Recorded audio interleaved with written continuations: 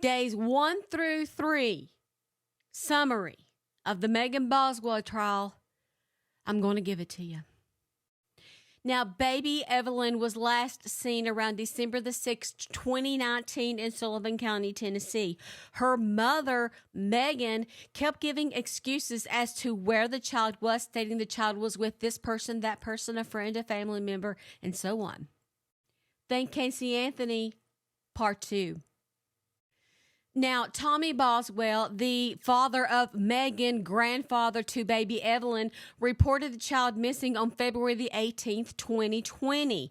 After by this time, from December to February, no one had seen the baby.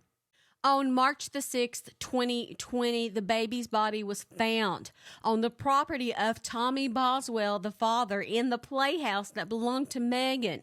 Now, we are on day 3 of the trial, and I'm going to recap days 1 through 3 for you right now.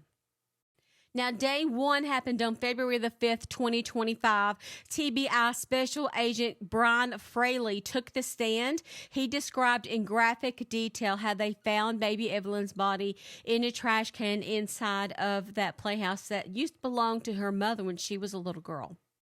Now, they did find the baby's body inside of a white trash bag at the bottom of a trash can. They went over that in testimony.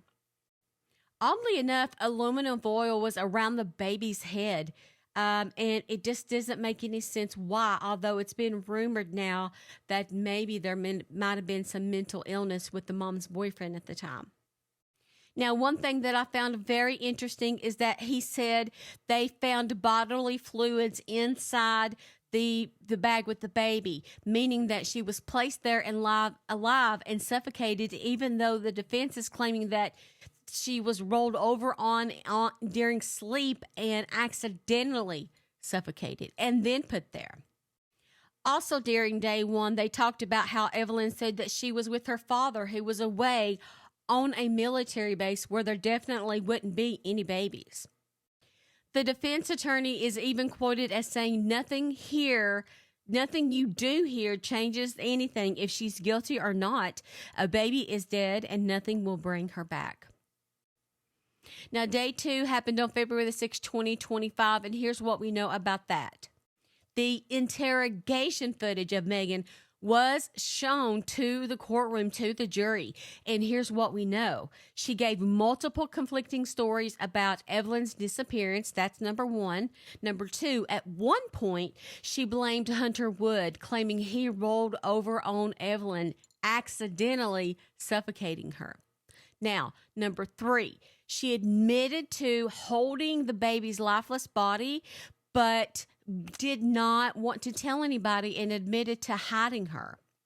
She claimed she tried to do CPR, which would conflict with the evidence found of those bodily fluids.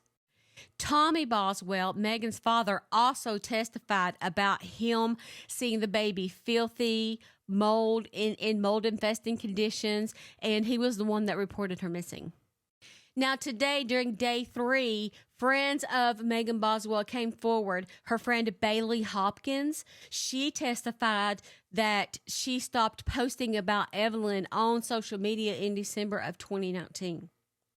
Now, Crystal Crawford, an employee at Econolodge, said that Megan checked into Econolodge multiple times between October 2019 and January 2020.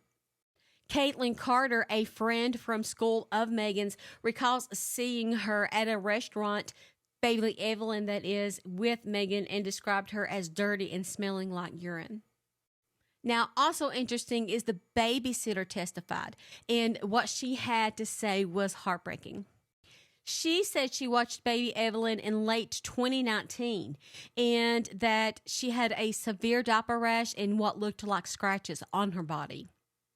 Another thing they brought up is the fact that Megan frequently lied about Evelyn's whereabouts, telling different people that she was with her father, Ethan Perry, or his grandparents, but never providing evidence, and this would be during the time that she went missing, sometime in December of 2019. And if you recall during the Casey Anthony, how Casey Anthony went out dancing while her daughter Kaylee Anthony was missing, kind of the same thing here. They testified how she went on vacations and such and didn't really seem concerned that her daughter was missing. Friends of Megan also testified that she became detached, erratic, not herself. Probably the most interesting thing that happened today at the end of day 3 is that the defense asked for a mistrial, but the judge quickly said, denied. What do you think about this case? Considering the evidence of bodily fluids inside the bag and evidence that the baby was placed there where she suffocated, she was placed in there alive, versus based on Megan's testimony that the baby was accidentally suffocated in a co-sleeping situation, what do you think?